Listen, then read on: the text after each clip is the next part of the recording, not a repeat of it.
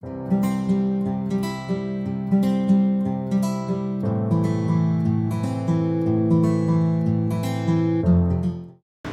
so I am going to start with writing task 2 today. ਜਿਹੜੀਆਂ ਵੀ ਤੁਹਾਨੂੰ writing task 2 ਦੇ ਵਿੱਚ ਪ੍ਰੋਬਲਮਸ ਆਉਂਦੀਆਂ ਨੇ ਤੁਸੀਂ ਪਲੀਜ਼ ਕਮੈਂਟ ਸੈਕਸ਼ਨ ਦੇ ਵਿੱਚ ਦੱਸ ਸਕਦੇ ਹੋ, ਬਟ ਮੇਕ ਸ਼ੋਰ ਤੁਸੀਂ ਕਿਸੇ ਹੋਰ ਮੋਡਿਊਲ ਦੀ ਗੱਲ ਨਾ ਕਰਿਓ। ਜੇ ਅੱਜ ਰਾਈਟਿੰਗ ਟਾਸਕ 2 ਦੀ ਗੱਲ ਹੋ ਰਹੀ ਹੈ ਤਾਂ stick to that writing task 2 itself. ਠੀਕ ਹੈ ਜੀ। ਸੋ ਲੈਟ ਮੀ ਨੋ ਤੁਹਾਡੀ ਰਾਈਟਿੰਗ ਟਾਸਕ 2 ਦੇ ਵਿੱਚ ਤੁਹਾਨੂੰ ਕੀ ਦਿੱਕਤਾਂ ਆਉਂਦੀਆਂ ਨੇ। But ਅੱਜ basically specifically ਜਿਹੜਾ ਇਹ session ਹੈ ਇਹ ਹੋਏਗਾ regarding how to generate your ideas in your writing task 2. So basically ਗੱਲ ਇਹ ਹੈ ਵੀ ਜਿਹੜਾ writing task 2 ਹੈ maybe ਤੁਹਾਡੀ ਇੰਗਲਿਸ਼ ਬਹੁਤ ਵਧੀਆ ਹੈ, right? maybe ਤੁਸੀਂ ਵਧੀਆ ਲਿਖਦੇ ਹੋ, ਤੁਹਾਡਾ flow ਬਹੁਤ ਵਧੀਆ ਹੈ, but ਫਿਰ ਵੀ ਤੁਹਾਡੇ band ਰਹਿ ਜਾਂਦੇ ਨੇ। ਹੁਣ ਤੁਹਾਡੇ ਬੇਸਿਕਲੀ ਬੈਂਡ ਕਿਉਂ ਰਹਿ ਜਾਂਦੇ ਨੇ? ਬਿਕੋਜ਼ ਤੁਹਾਡੇ ਆਈਡੀਆਜ਼ ਜਿਹੜੇ ਨੇ ਉਹ ਸਹੀ ਨਹੀਂ ਹੁੰਦੇ, ਰਾਈਟ? ਮਤਲਬ ਕੁਐਸਚਨ ਦੇ ਵਿੱਚ ਕੁਝ ਪੁੱਛਿਆ ਹੁੰਦਾ ਹੈ ਕਿ ਤੁਸੀਂ ਦੱਸਦੇ ਕੁਝ ਹੋ। ਸੋ ਇਹੀ ਚੀਜ਼ ਜਿਹੜੀ ਹੈ ਅੱਜ ਆਪਾਂ ਓਵਰਕਮ ਕਰਾਂਗੇ with the help of proper question. ਮੈਂ ਇੱਕ ਪ੍ਰੋਪਰ ਕੁਐਸਚਨ ਲਵਾਂਗੀ ਤੇ ਉਹ ਕੁਐਸਚਨ ਤੇ ਆਪਾਂ ਸਾਰੇ ਡਿਸਕਸ ਕਰਾਂਗੇ ਤੇ ਫਿਰ ਮੈਂ ਤੁਹਾਨੂੰ ਦੱਸਾਂਗੀ ਆਪਾਂ ਰਾਈਟਿੰਗ ਟਾਸਕ 2 ਕਿਵੇਂ ਲਿਖ ਸਕਦੇ ਹਾਂ, ਰਾਈਟ? ਬੇਸਿਕਲੀ ਅੱਜ ਮੈਂ ਗੱਲ ਕਰਾਂਗੀ ਅਗਰੀ ਡਿਸਅਗਰੀ ਐਸੇ ਕਿਵੇਂ ਲਿਖੀਦਾ। ਬਹੁਤ ਸਾਰੇ ਸਟੂਡੈਂਟਸ ਜਿਹੜਾ ਅਗਰੀ ਡਿਸਅਗਰੀ ਐਸੇ ਹੈਗਾ ਉਹਦੇ ਵਿੱਚ ਇੰਨਾ ਸਟਰੋਂਗ ਆਈਡੀਆ ਨਹੀਂ ਲੈ ਕੇ ਆਉਂਦੇ। ਇੰਨਾ ਸਟਰੋਂਗ ਆਈਡੀਆ ਕਿਉਂ ਨਹੀਂ ਲੈ ਕੇ ਆਉਂਦੇ? ਬਿਕੋਜ਼ ਉਹ ਬਹੁਤ ਕਨਫਿਊਜ਼ ਹੋ ਜਾਂਦੇ ਨੇ ਜਦੋਂ ਉਹ ਲਿਖਦੇ ਨੇ, ਰਾਈਟ? ਸੋ ਮੈਂ ਇੱਕ ਕੁਐਸਚਨ ਕਮੈਂਟ ਸੈਕਸ਼ਨ ਦੇ ਵਿੱਚ ਲੈ ਕੇ ਆ ਰਹੀ ਹਾਂ ਤੇ ਉਸ ਕੁਐਸਚਨ ਤੇ ਹੀ ਆਪਾਂ ਅੱਜ ਡਿਸਕਸ ਕਰਾਂਗੇ। So the best way to overcome the problem of traffic congestion is to give strict punishment. To what extent do you agree or disagree? So, ਤੁਸੀਂ ਇਹ question ਪੜ੍ਹ ਕੇ ਮੈਨੂੰ ਦੱਸੋ ਵੀ ਤੁਹਾਨੂੰ ਇਸ question ਦੇ ਵਿੱਚ important keyword ਕਿਹੜਾ ਲੱਗ ਰਿਹਾ ਹੈ। ਜੇ ਮੈਂ planning ਦੀ ਗੱਲ ਕਰਾਂ, ਜਦੋਂ ਵੀ ਤੁਹਾਨੂੰ ਪਹਿਲੀ ਗੱਲ ਇੱਕ question ਮਿਲਦਾ ਹੈ ਕਦੇ ਵੀ ਤੁਸੀਂ ਲਿਖਣਾ ਸ਼ੁਰੂ ਨਹੀਂ ਕਰਨਾ। ਸਭ ਤੋਂ ਪਹਿਲਾਂ ਤੁਸੀਂ ਪਲੈਨਿੰਗ ਕਰਨੀ ਹੈ ਐਟਲੀਸਟ 10 ਮਿੰਟ ਦੇ ਲਈ, ਰਾਈਟ? ਸੋ ਉਸ ਪਲੈਨਿੰਗ ਦੇ ਵਿੱਚ ਤੁਸੀਂ ਸੋਚੋਗੇ ਵੀ ਤੁਸੀਂ ਅਗਰੀ ਕਰਨਾ ਹੈ, ਡਿਸਅਗਰੀ ਕਰਨਾ ਹੈ ਕਿ ਪਾਰਸ਼ਲ ਅਗਰੀ ਕਰਨਾ ਹੈ, and it will be depending upon your points, right? ਹੁਣ ਜੇ ਮੈਂ ਇਸ ਕੁਐਸਚਨ ਦੀ ਗੱਲ ਕਰਾਂ, ਜਦੋਂ ਵੀ ਤੁਹਾਨੂੰ ਇੰਪੋਰਟੈਂਟ ਕੁਐਸਚਨ ਦੇ ਸਾਹਮਣੇ ਕ੍ਰਾਸ ਆਉਂਦੇ ਹੋ, yes that's right, ਤੁਸੀਂ ਇੰਪੋਰਟੈਂਟ ਕੀਵਰਡ ਚੁੱਕੋਗੇ। ਸੋ ਇਸ ਕੁਐਸਚਨ ਦੇ ਵਿੱਚ ਇੰਪੋਰਟੈਂਟ ਕੀਵਰਡ ਦੱਸੋ ਜੀ ਕੀ ਹੈ? ਸੋ ਜੇ ਮੈਂ ਕੁਐਸਚਨ ਦੇਖਿਆ ਜਾਵੇ ਤਾਂ ਕੁਐਸਚਨ ਦੇ ਵਿੱਚ ਤਿੰਨ ਚੀਜ਼ਾਂ ਦੀ ਗੱਲ ਕੀਤੀ। ਕੁਐਸਚਨ ਦੇ ਵਿੱਚ ਹੀ ਪ੍ਰੋਬਲਮ ਹੈ, that is traffic congestion, ਤੇ ਕੁਐਸਚਨ ਦੇ ਵਿੱਚ ਹੀ ਸੋਲੂਸ਼ਨ ਹੈ, that is strict punishment। ਹੁਣ ਤੁਸੀਂ ਦੱਸਣਾ ਹੈ ਵੀ strict punishment traffic congestion ਦਾ ਸੋਲੂਸ਼ਨ ਹੈਗਾ ਕਿ ਨਹੀਂ ਹੈਗਾ, ਰਾਈਟ? ਇਹਦੇ ਲਈ ਸਭ ਤੋਂ ਪਹਿਲਾਂ ਤੁਸੀਂ ਟ੍ਰੈਫਿਕ ਕੰਜੈਸ਼ਨ ਦੇ ਰੀਜ਼ਨਸ ਲੈ ਕੇ ਆਓਗੇ। ਤੁਹਾਨੂੰ ਕੀ ਲੱਗਦਾ ਹੈ ਟ੍ਰੈਫਿਕ ਕੰਜੈਸ਼ਨ ਕਿਉਂ ਹੁੰਦਾ ਹੈ? Guys come up with the reasons for the traffic congestion in the comment section. ਵੀ ਟ੍ਰੈਫਿਕ ਕੰਜੈਸ਼ਨ ਕਿਉਂ ਹੁੰਦਾ ਹੈ? What do you think? So ਤੁਸੀਂ ਬੇਸਿਕਲੀ ਕੀ ਕਹਿ ਰਹੇ ਹੋ ਵੀ ਟ੍ਰੈਫਿਕ ਕੰਜੈਸ਼ਨ ਜਿਹੜਾ ਹੈ ਉਹ ਸਟ੍ਰਿਕਟ ਪਨਿਸ਼ਮੈਂਟ ਦੇ ਨਾਲ ਇਹ ਵਾਲੀ ਪ੍ਰੋਬਲਮ ਸੋਲਵ ਨਹੀਂ ਹੋ ਸਕਦੀ, ਰਾਈਟ? ਕਿਉਂ ਨਹੀਂ ਹੋ ਸਕਦੀ? Because what you are saying is ਵੀ ਟ੍ਰੈਫਿਕ ਕੰਜੈਸ਼ਨ ਦੇ ਰੋਡ ਤੇ ਹੋ ਰਿਹਾ ਤਾਂ ਲੋਕਾਂ ਦੀ ਗਲਤੀ ਨਹੀਂ ਹੈ। ਤਾਂ ਜੇ ਲੋਕਾਂ ਦੀ ਗਲਤੀ ਨਹੀਂ ਹੈ ਤਾਂ ਆਪਾਂ ਸਟ੍ਰਿਕਟ ਪਨਿਸ਼ਮੈਂਟ ਉਹਨਾਂ ਨੂੰ ਕਿਉਂ ਦੇਣੀ ਹੈ? Basically that is your point ਜਿਹੜੇ ਵੀ ਡਿਸਅਗਰੀ ਕਰ ਰਹੇ ਨੇ। ਸੋ ਜੇ ਤੁਸੀਂ ਡਿਸਅਗਰੀ ਕਰ ਰਹੇ ਹੋ, ਤੁਹਾਡਾ ਪੁਆਇੰਟ ਹੁਣ ਕੀ ਹੈਗਾ ਵੀ ਜਿਹੜਾ ਰੋਡਸ ਤੇ ਟ੍ਰੈਫਿਕ ਕੰਜੈਸ਼ਨ ਹੈਗਾ ਇਹਦੇ ਵਿੱਚ ਲੋਕਾਂ ਦੀ ਗਲਤੀ ਨਹੀਂ ਹੈ। ਲੋਕਾਂ ਦੀ ਗਲਤੀ ਕਿਉਂ ਨਹੀਂ ਹੈ? ਬਿਕੋਜ਼ रोड ब्लॉक हो रही है because of poor infrastructure, right? J poor infrastructure हैगा ਤਾਂ ਕਰਕੇ ਕੀ ਹੋ ਰਹੀਆਂ ਨੇ traffic congestion ਹੋ ਰਿਹਾ, right? so ਹੁਣ ਇੱਕ ਆਪਣੇ ਕੋਲ point ਆ ਗਿਆ, that is poor infrastructure, ਠੀਕ ਹੈ? ਹੁਣ ਆਪਾਂ ਇਸ point ਨੂੰ ਅੱਗੇ explain ਕਰਨਾ ਹੈ, right? ਹੁਣ poor infrastructure ਨੂੰ ਆਪਾਂ ਕਿਵੇਂ explain ਕਰ ਸਕਦੇ ਹਾਂ? Can anybody write this the explanation to this? in the comment section भी poor infrastructure ਦੇ ਕਰਕੇ traffic congestion हो रहा है। How can you say the infrastructure is poor? Infrastructure ਕਿਵੇਂ ਕਹਿ ਸਕਦੇ ਤੁਸੀਂ poor ਹੈ? Infrastructure of road, right? Roads the infrastructure ਕੀ ਹੁੰਦਾ ਹੈ? Probably ਤੁਸੀਂ ਕਹਿ ਸਕਦੇ ਹੋ proper signs ਵਗੈਰਾ ਨਹੀਂ ਲੱਗੇ ਹੋਏ। Yes, ਤੁਸੀਂ ਕਹਿ ਰਹੇ ਹੋ because of poor condition of road, because proper signs ਵਗੈਰਾ ਨਹੀਂ ਲੱਗੇ ਹੋਏ, roads are less wider, ਜਿਹਦੇ ਕਰਕੇ ਕੀ ਹੋ ਰਿਹਾ ਹੈ?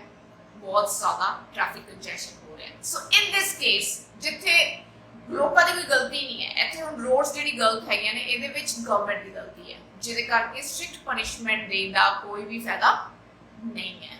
So that is why ਤੁਸੀਂ ਕੀ ਕਹਿ ਰਹੇ ਹੋ? You are disagreeing with the statement। disagree ਹੁੰਦਾ ਤੁਹਾਡੇ ਕੋਲ ਇੱਕ ਰੀਜ਼ਨ ਤਾਂ ਆ ਗਿਆ ਜਿਹੜਾ ਕਿ ਆਪਾਂ ਕਰਾਂਗੇ ਬੋਡੀ ਪੈਰਾਗ੍ਰਾਫ 1 ਦੇ ਵਿੱਚ ਐਕਸਪਲੇਨ। ਵੀ ਡੈਫੀਨਿਟਲੀ ਸਟ੍ਰਿਕਟ ਪਨਿਸ਼ਮੈਂਟ ਹੋਣੀ ਚਾਹੀਦੀ ਹੈ, ਨਹੀਂ ਹੋਣੀ ਚਾਹੀਦੀ ਬਿਕੋਜ਼ ਲੋਕਾਂ ਦੀ ਗਲਤੀ ਨਹੀਂ ਹੁੰਦੀ। ਲੋਕਾਂ ਦੀ ਗਲਤੀ ਨਹੀਂ ਹੁੰਦੀ ਬਿਕੋਜ਼ ਟ੍ਰੈਫਿਕ ਕੰਜੈਸ਼ਨ ਦਾ ਰੀਜ਼ਨ ਕੀ ਹੈ? Poor infrastructure. ਪੂਅਰ ਇਨਫਰਾਸਟ੍ਰਕਚਰ ਦਾ ਕੀ ਐਕਸਪਲੇਨ ਕਰੋਗੇ? ਹਾਂ, that's right, poor infrastructure. Why? Because roads are not properly constructed. Yeah, roads are not well equipped with signboards. Roads ਤੇ proper signboards ਵਗੈਰਾ ਨਹੀਂ ਲੱਗੇ। So ਜਿਹਦੇ ਕਰਕੇ ਜਦ roads ਤੇ proper signs ਨਹੀਂ, roundabouts ਤੇ properly signs, traffic signals ਵਗੈਰਾ ਨਹੀਂ ਲੱਗੇ ਹੋਏ ਤਾਂ ਲੋਕੀ ਕੀ ਕਰਦੇ ਨੇ? They have no option but they just crash into each other, ਜਿਹਦੇ ਕਰਕੇ ਕੀ ਹੁੰਦਾ? Traffic congestion ਹੁੰਦਾ ਹੈ। So ਇਸ ਕੇਸ ਦੇ ਵਿੱਚ ਗਵਰਨਮੈਂਟ ਨੂੰ ਸਟੈਪ ਲੈਣੇ ਪੈਣਗੇ। ਸਟ੍ਰਿਕਟ ਪਨਿਸ਼ਮੈਂਟ ਦਾ ਕੋਈ ਫਾਇਦਾ ਨਹੀਂ ਹੈ। ਇਹ ਆ ਗਿਆ ਤੁਹਾਡਾ ਇੱਕ ਪੁਆਇੰਟ। ਸੈਕੰਡ ਪੁਆਇੰਟ ਦੱਸੋ ਜੀ ਹੁਣ। ਸੈਕੰਡ ਪੁਆਇੰਟ ਕੀ ਹੋ ਸਕਦਾ ਹੈ? Traffic congestion. Some of you ਪਿੱਛੇ ਆਈਡੀਆ ਲੈ ਕੇ ਆਏ ਸੀਗੇ ਵੀ ਟ੍ਰੈਫਿਕ ਕੰਜੈਸ਼ਨ ਕਿਉਂ ਹੁੰਦਾ ਹੈ? Traffic congestion is because of people not following the rules। ਹੁਣ ਇੱਥੇ ਦੇਖੋ ਕਿ ਤੁਸੀਂ ਕਹਿੰਦੇ ਹੋ ਵੀ ਟ੍ਰੈਫਿਕ ਕੰਜੈਸ਼ਨ ਹੁੰਦਾ ਬਿਕੋਜ਼ ਲੋਕੀ ਰੂਲਸ ਨੂੰ ਫੋਲੋ ਨਹੀਂ ਕਰਦੇ। ਹੁਣ ਜਦੋਂ ਲੋਕੀ ਰੂਲਸ ਨੂੰ ਫੋਲੋ ਨਹੀਂ ਕਰ ਰਹੇ, ਇਸ ਕੇਸ ਦੇ ਵਿੱਚ ਗਲਤੀ ਲੋਕਾਂ ਦੀ ਹੈਗੀ ਹੈ, ਰਾਈਟ? ਸੋ ਜੇ ਲੋਕੀ ਰੂਲਸ ਨਹੀਂ ਫੋਲੋ ਕਰ ਰਹੇ ਤਾਂ ਉਹਨਾਂ ਨੂੰ ਰੂਲਸ ਫੋਲੋ ਕਰਵਾਉਣ ਦੇ ਲਈ ਸਟ੍ਰਿਕਟ ਪਨਿਸ਼ਮੈਂਟ ਉਹਨਾਂ ਤੇ ਲਗਾਉਣੀ ਪਏਗੀ, ਰਾਈਟ? ਐਗਜ਼ੈਕਟਲੀ। ਸੋ ਬੇਸਿਕਲੀ ਇੱਕ ਪੁਆਇੰਟ ਤੁਸੀਂ ਲੈ ਕੇ ਆਏ ਸੀਗੇ ਵੀ ਪੂਰ ਇਨਫਰਾਸਟ੍ਰਕਚਰ ਦੇ ਕਰਕੇ ਹੁੰਦਾ ਹੈ, ਇਹਦੇ ਵਿੱਚ ਲੋਕਾਂ ਦੀ ਗਲਤੀ ਨਹੀਂ ਹੈ, ਜਿਹਦੇ ਕਰਕੇ ਲੋਕਾਂ ਨੂੰ ਸਟ੍ਰਿਕਟ ਪਨਿਸ਼ਮੈਂਟ ਨਹੀਂ ਦੇਣੀ ਚਾਹੀਦੀ। ਸੈਕੰਡ ਪੁਆਇੰਟ ਤੁਸੀਂ ਕੀ ਲੈ ਕੇ ਆਏ ਸੀਗੇ ਵੀ ਲੋਕੀ ਕਈ ਵਾਰ ਰੂਲਸ ਨਹੀਂ ਫੋਲੋ ਕਰਦੇ। ਹੁਣ ਇੱਥੇ ਗੱਲ ਆ ਕਿ ਲੋਕਾਂ ਦੀ ਗਲਤੀ ਹੈ ਵੀ ਲੋਕੀ ਰੂਲਸ ਵਗੈਰਾ ਫੋਲੋ ਨਹੀਂ ਕਰ ਰਹੇ।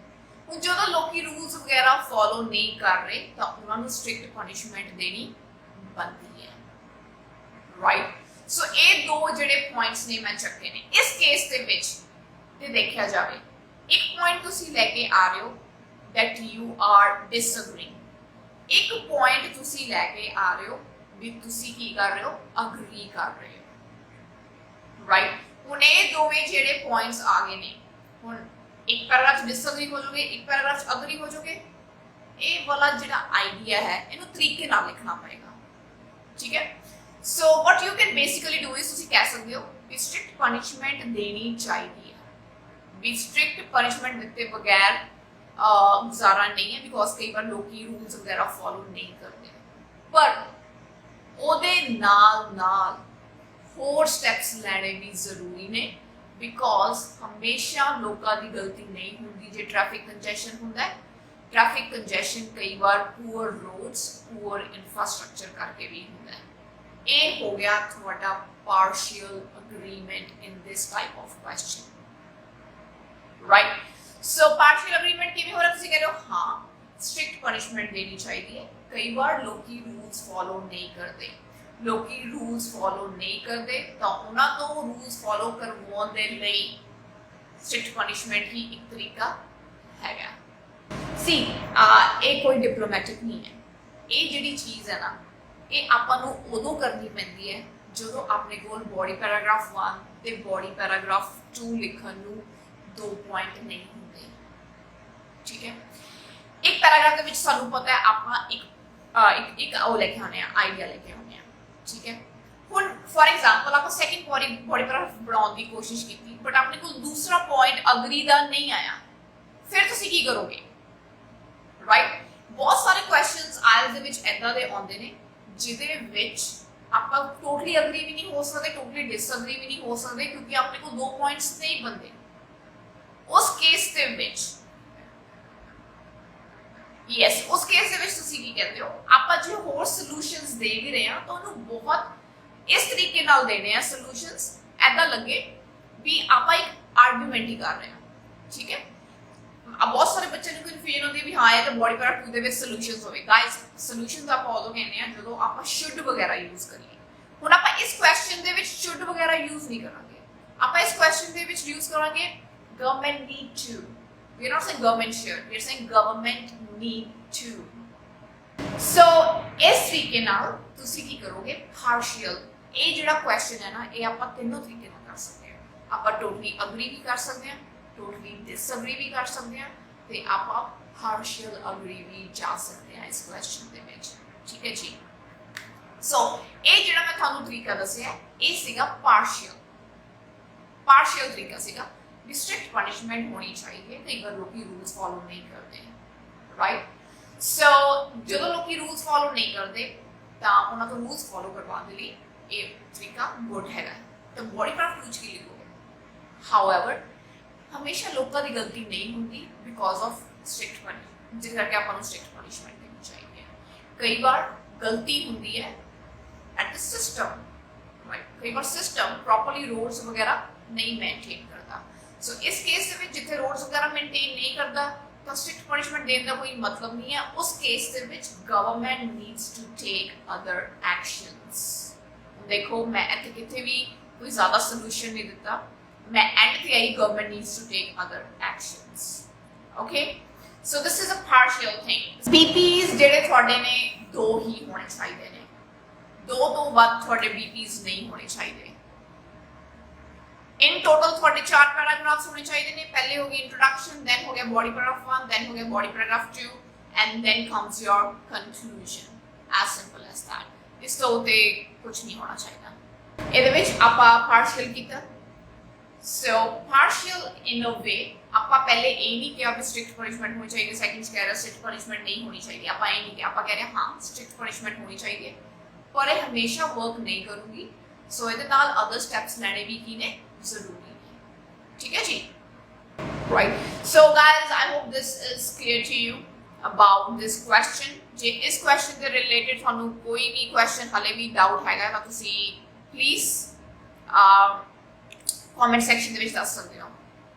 ਸੋ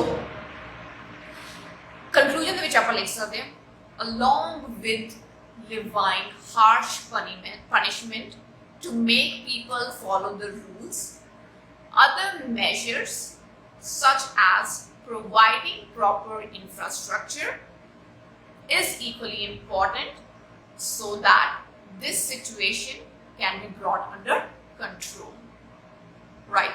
So बहुत सारे students कहते हैं भी conclusion ਦੇ ਵਿੱਚ प्रॉब्लम आती है। मैं ਹੁਣੇ ਤੁਹਾਨੂੰ conclusion बोल के दस्या ਤੇ ਇਸੇ conclusion ਹਮੇਸ਼ਾ ਆਪਾਂ ਲਿਖਦੇ ਹਾਂ body paragraph 1 ਤੇ body paragraph 2 ਦੇ basis ਤੇ। जो body paragraph 1 ਤੇ body paragraph 2 ਦੇ points ਨੇ ਉਹਨੂੰ ਹੀ ਤੁਸੀਂ end ਤੇ conclude ਕਰੋਗੇ, ਠੀਕ ਹੈ। So right, so make sure ਜਿਹੜੇ ਤੁਹਾਡੇ conclusion ਨੇ you try to conclude your points of body paragraph 1 and body paragraph 2 ਤੇ ਕੋਈ ਵੀ additional point ਤੁਸੀਂ ਨਹੀਂ ਲੈ ਕੇ ਆਉਣਾ। No additional point should be there. Yeah, that's all it is. ਬਾਕੀ ਐਸੇ ਲਿਖਣਾ ਕੋਈ ਇੰਨਾ difficult task ਨਹੀਂ ਹੁੰਦਾ। It's just ਤੁਹਾਨੂੰ question ਨੂੰ properly analyze ਕਰਨਾ ਪੈਂਦਾ। ਜਿਵੇਂ ਕਿ ਮੈਂ ਤੁਹਾਨੂੰ ਫਿਰ ਦੱਸ ਦਿੰਦੀ ਹਾਂ the division of time, task 2 ਲਿਖਣ ਨੂੰ ਤੁਹਾਨੂੰ 40 minutes ਮਿਲਦੇ ਨੇ।